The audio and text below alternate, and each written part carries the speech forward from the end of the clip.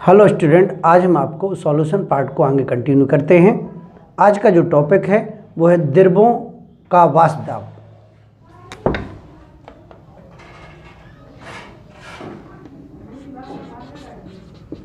द्रव्यों का वाष्प दाब,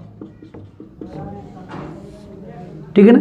इसको अंग्रेजी में जो कहते हैं vapour pressure of liquid, vapour pressure of liquid. अब ये होता क्या है इसके बारे में आप समझें। जैसे मान लो, पहले तो दो चीजें समझे। ये द्रव है, इस द्रव को हम क्या करेंगे, गर्म करेंगे। इसको क्या करेंगे, गर्म करेंगे। और जो गर्म करने पर ये काय में बदलेगा, वाष्प में। जब वाष्प में बदलता है तो ये जो क्रिया होती है वो कहलाती है वाष्पन। कौन सी क्रिया कहलाती है? वाष्पन। ये कहलाती है वाष्पन, एवोपरेशन,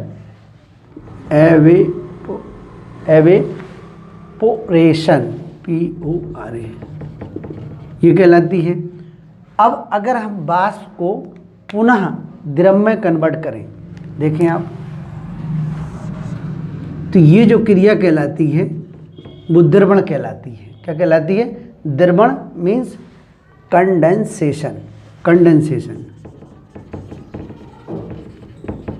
कंडेंसेशन। अब यही वाली क्रिया हम किसी बंद पात्र में कराएं। यही वाली जो क्रिया है किसी बंद पात्र में कराएं। यानी यदि किसी बंद पात्र में द्रव को निश्चित ताप पर,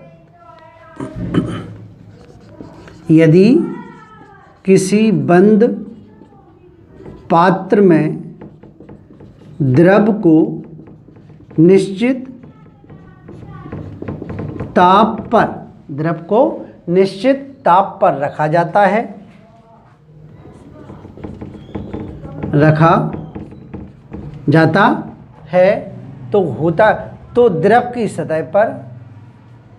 तो द्रव की सतह पर उपस्थित अणु वाष्पित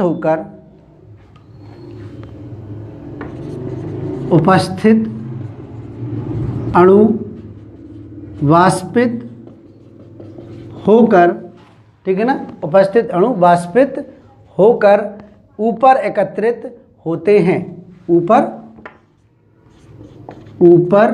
एकत्रित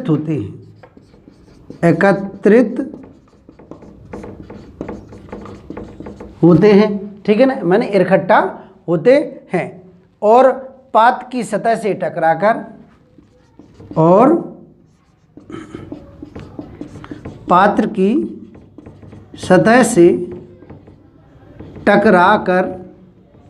ठीक है ना, पात्र की सतह से क्या करते हैं, टकराकर पुनः द्रव में परिवर्तित होते हैं। पुनः द्रव में परिवर्तित होते हैं, ठीक है ना। यानी कहने का मतलब ये है कि निश्चित ताप पर जब द्रव एवं उसकी वाष्प में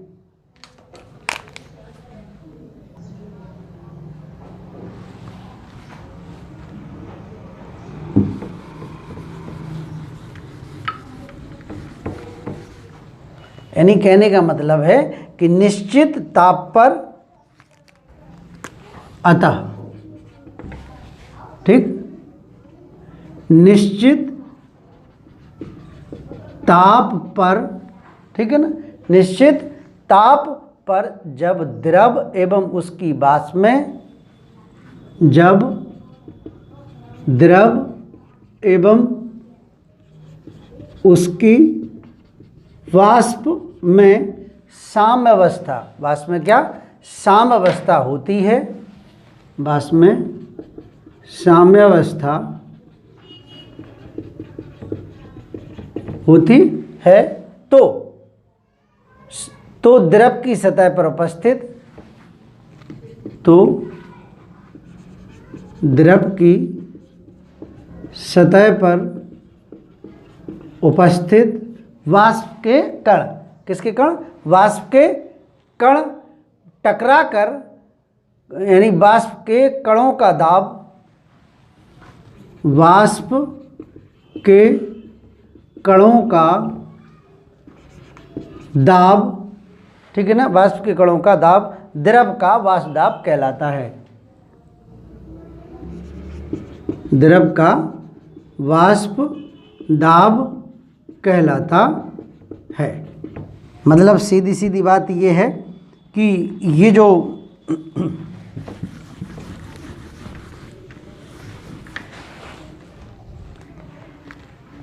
ये एक चित्र से समझो आप, ये इस चित्र को हम इस तरह से समझो।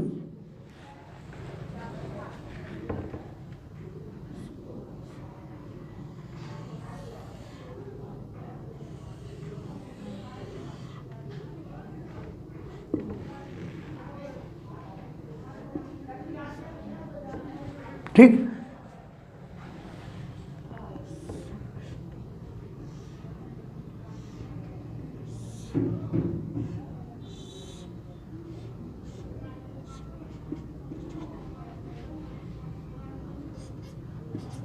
वैक्यूम, ये क्या है आपका? वैक्यूम, ठीक है ना। और यहाँ से ये जो चीज़ है, ये वाली चीज़, ये देखो आप यहाँ पर, ये वाला, ये द्रव भरा हुआ है। ये क्या भरा हुआ है? द्रव।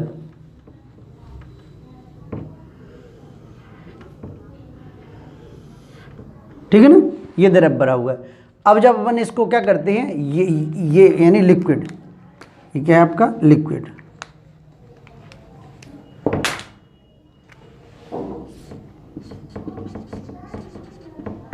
लिक्विड, ठीक है ना। अब इसको हम क्या करेंगे? इसको हम करेंगे गरम। तो गरम करेंगे तो ये वाष्प क्या होंगी? उठेंगी, ये वाष्प उठेंगी, ठीक है ना। चूंकि ये बंद पात्र है, क्या है? बंद पात्र है। तो फिर ये वाष्प यहाँ से टकराकर, इस पर टकराकर, और ये वापस कहाँ आएंगी? यहाँ, ठीक है ना। तो ये जो क्रिया कहलाएगी, ये कहलाएगी वाष्पन। क्या कहलाएगी? वाष्पन, यानी वाष्प है ये, ठीक है, वेपर है, ठीक। ये वेपर उठी, अब ये वेपर इधर टकरा के वापस कहाँ आई? इधर। तो ये देखो,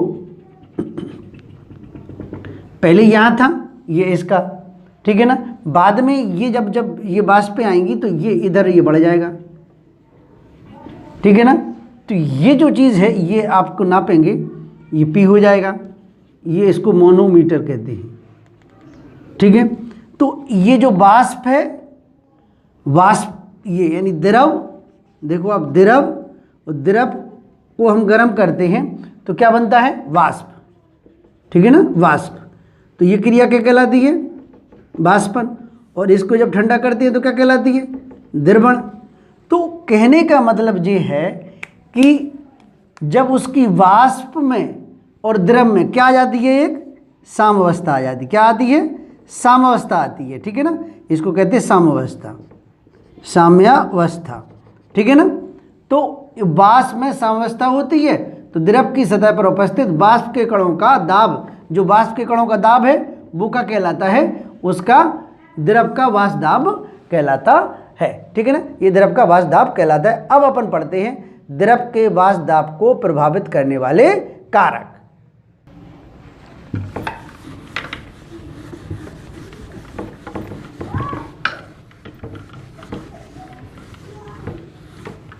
ये आपका द्रव के वाष्प दाब को प्रभावित करने वाले कारक। द्रव के वाष्प दाब को प्रभावित करने वाले कारक, फैक्टर, कौन कौन प्रभावित करते हैं? तो बेटा आपको पता होना चाहिए, एक तो जो कारक होता है एक द्रव की प्रकृति पर निर्भर करता। पहला किस पे करता है? द्रव की प्रकृति पर, कि उसकी जो द्रव है उसका नेचर कैसा है, ठीक है ना। दूसरा करता आपका ताप पर, ताप पर, ठीक। तो पहला हम देख लेते हैं द्रव की प्रकृति पर। तो बेटा जो अंतर आणविक बलों के आधार पर द्रवों के वाष्प दाब कैसे होते हैं, भिन्न भिन्न होते हैं, ठीक है ना। अंतर आणविक बलों के आधार पर द्रवों के वाष्प दाब भिन्न भिन्न होते हैं, भिन्न भिन्न, ठीक है, भिन्न भिन्न होते हैं, यानी डिफरेंट होते हैं। जैसे कैसे होते हैं, इसका कारण क्या है, जैसे प्रबल अंतर आणविक बलों युक्त द्रवों के वाष्प दाब कम होंगे। प्रबल अंतर आणविक बलों, ठीक है ना, जिनमें प्रबल अंतर आणविक बल युक्त द्रव होते हैं, बल युक्त द्रवों के वाष्प दाब, बलों युक्त द्रवों के वाष्प दाब किससे, जो दुर्बल अंतर आणविक, दुर्बल अंतर आणविक बलों युक्त द्रवों के वाष्प दाब से कैसे होते हैं, कम होते हैं।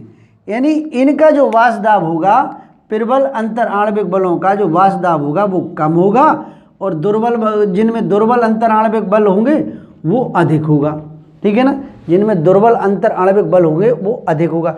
एग्जाम्पल में हम दो चीज़ें ले लेते हैं, एग्जाम्पल में हम दो चीज़ें ले लेते, जैसे हम बात कर रहे हैं आपकी C2H5OH, हाँ ये हमने ये देखा आपने C2H5OH, ठीक, और H2O, ये दो चीज़ें ले ली हमने, ठीक है ना। तो अब इनमें हम देखेंगे, इसमें जो है दुर्बल हाइड्रोजन बंध पाया जाता है, दुर्बल हाइड्रोजन बंध पाया जाता है, इसमें आपका प्रबल हाइड्रोजन बंध पाया जाएगा, प्रबल हाइड्रोजन बंध। तो अब आप देखेंगे जिनमें जो दुर्बल हाइड्रोजन बंध पाया जाएगा तो ये जल्दी आसानी से कैसे हो जाएंगे, वाष्पित हो जाएंगे, और प्रबल वाले वाष्पित नहीं होंगे, क्योंकि वो स्ट्रांगली जो है क्या होते हैं, बंधे होते हैं, ठीक है। तो इसका मतलब ये है कि दुर्बल अंतर आणविक बलों युक्त द्रवों के वाष्प दाब कैसे होंगे, ये ज़्यादा होंगे, ये जल्दी जो है वाष्प में हो जाएंगे, और इन्हें जो है काफ़ी टाइम लगेगा। तो ये इस तरह से ये दो एग्जाम्पल हैं। दूसरी बात आती है ताप।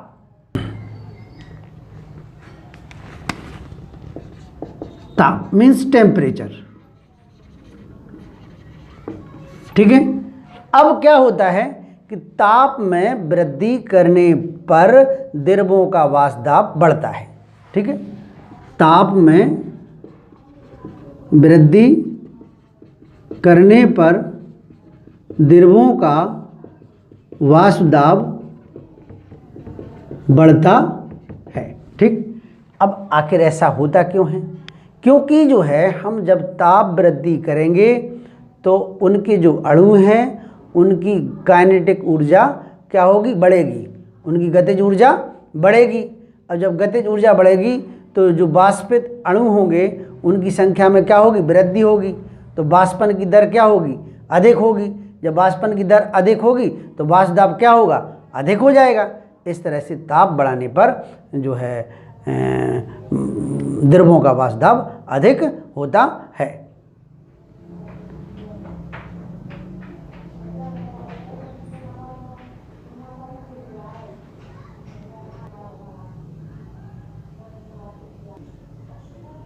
हाँ, तो ये द्रव थे, द्रव थे। अब इसका अपन ने क्या बढ़ाया, ताप बढ़ाया। जब हम ताप बढ़ाएंगे तो काइनेटिक ऊर्जा क्या होगी, गतिज ऊर्जा, गतिज ऊर्जा बढ़ेगी। जब गतिज ऊर्जा बढ़ेगी तो अणुओं की संख्या क्या हो जाएगी, अणुओं की संख्या में वृद्धि हो जाएगी। तो अणुओं की संख्या में क्या हो जाएगी, संख्या में वृद्धि होगी, ठीक है बेटा, अणुओं की संख्या में वृद्धि होगी। तो अणुओं की संख्या में जब वृद्धि होगी तो वाष्पन की दर क्या होगी, वाष्पन की दर बढ़ेगी। जब वाष्पन की दर बढ़ेगी तो वाष्प दाब क्या हो जाएगा, ज़्यादा हो जाएगा। ये वाष्प दाब क्या हो जाएगा, अधिक हो जाएगा। ठीक है, इस तरह से वाष्प दाब अधिक होता है ताप वृद्धि करने।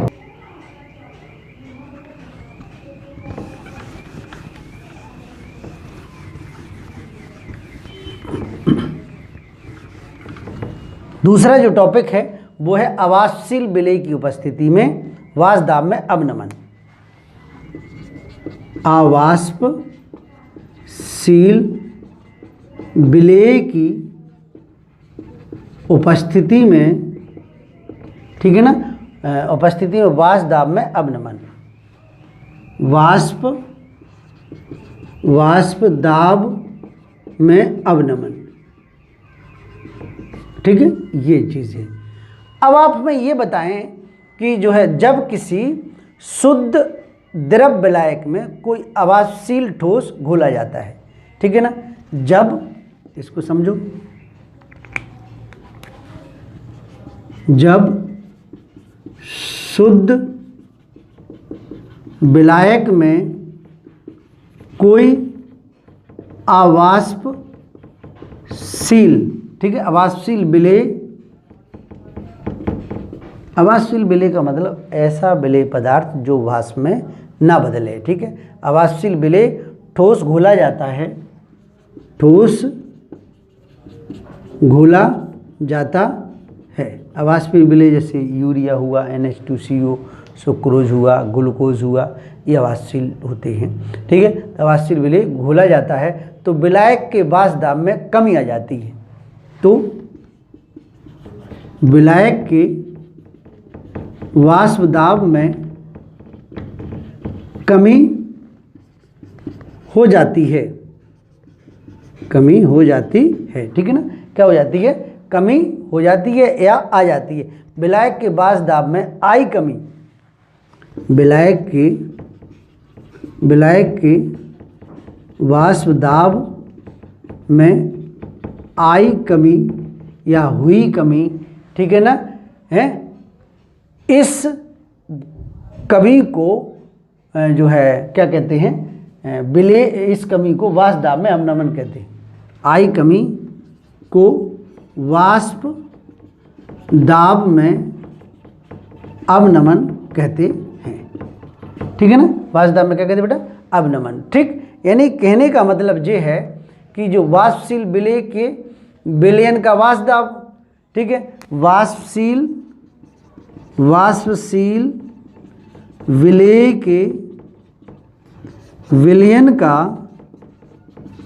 वाष्प दाब, ठीक है ना, विलयन का वाष्प दाब कम कैसे होगा, लेस देन शुद्ध विलायक के वाष्प दाब, शुद्ध विलायक के वाष्प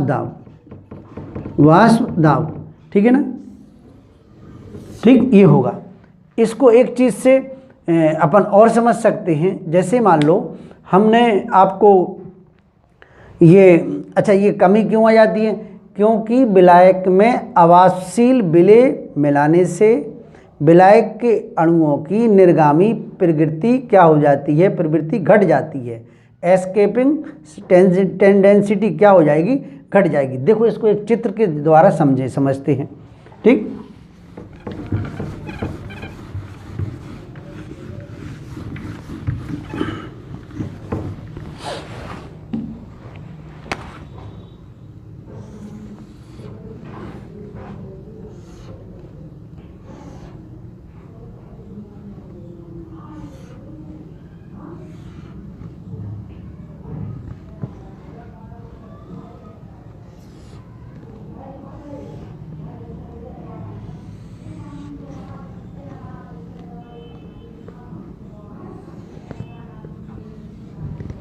ठीक है ना, ये चित्र है।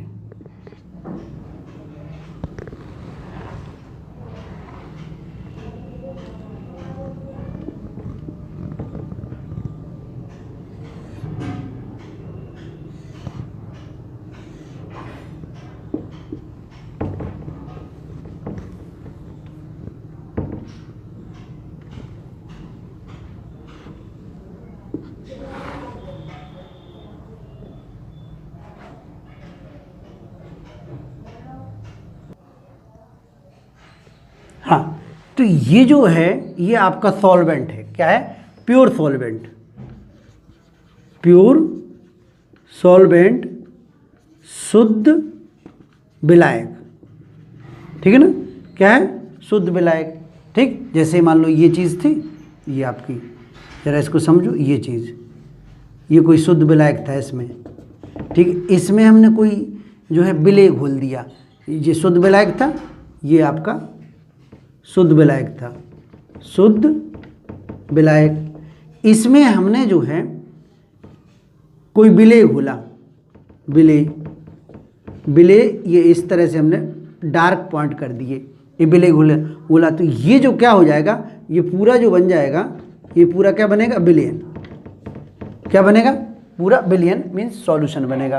तो ये जो चीज़ होगी ये क्या होगी आपकी, सॉल्यूशन, ये विलयन कहलाएगा, विलयन। ठीक है, अब बेटा एक चीज़ देखो आप कि जब हम इसको बंद पात्र में रखते हैं और फिर हम गर्म करते हैं, तो आपने ये चीज़ देखी होगी कि ये जो हमने बताया था, इधर देखो आप, ये इसको इस तरह से, ये जो खाली पॉइंट है ये आपके शुद्ध विलायक, विलायक के कण हैं, ठीक है, और ये जो हैं ये डार्क पॉइंट है, ये जो है विलेय के कण हैं, किसके हैं, विलेय के कण, विलेय के कण। अब क्या होगा, कोई आवासशील विलेय जब हम मिला देंगे, पहले जब हम इसको गर्म कर रहे थे, ठीक है ना, तो ये आसानी से वाष्पित हो जा रहे थे, लेकिन जब आवासशील हमने कोई विलेय मिला दिया और सॉल्यूशन बन गया, तो जो आवासशील जो न वाष्प में बदलने वाले कण हैं वे क्या हो जाएंगे, यहाँ इसकी सतह पर जमा हो जाएंगे। जब सतह पर जमा हो जाएंगे तो इनका वाष्प दाब क्या हो जाएगा, कम हो जाएगा। यानी कहने, अब इसको इस तरह से समझो, मान लो, माना कि, इधर समझो, माना कि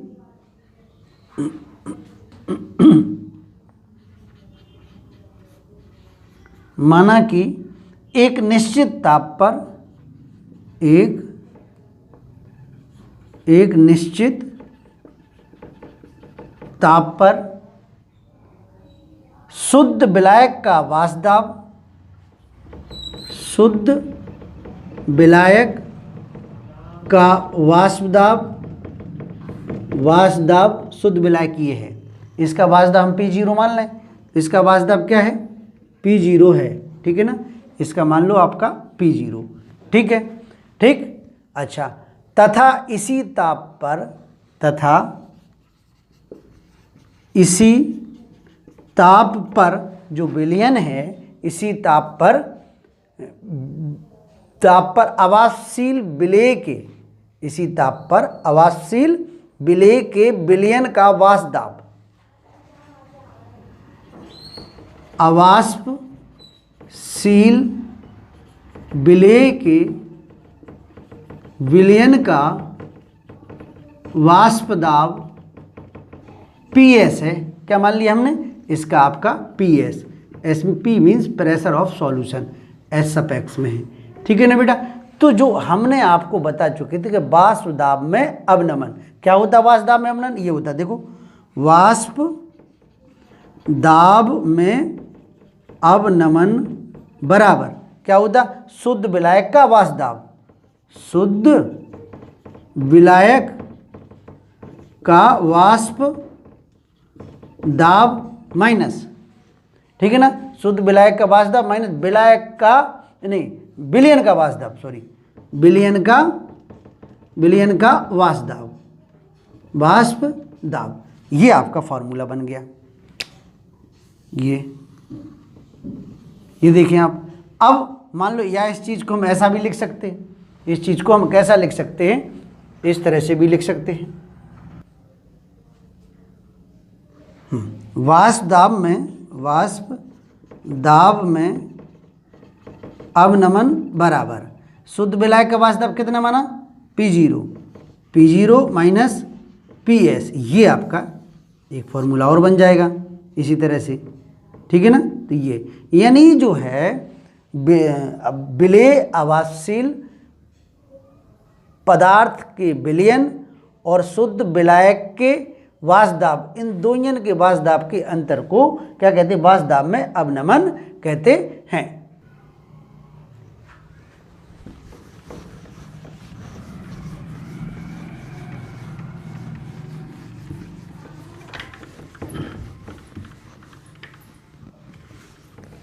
अब जो अगला जो टॉपिक है वो है वाष्प दाब में आपेक्षिक अवनमन। वाष्प दाब में आपेक्षिक अवनमन, ठीक है ना। ये होता क्या है? यानी वाष्प दाब में आपेक्षिक अवनमन बराबर वाष्प दाब में आपेक्षिक अवनमन बराबर वाष्प दाब में उत्पन्न कमी। जो वाष्प दाब में उत्पन्न कमी और शुद्ध विलायक का वाष्प दाब, शुद्ध विलायक का वाष्प दाब,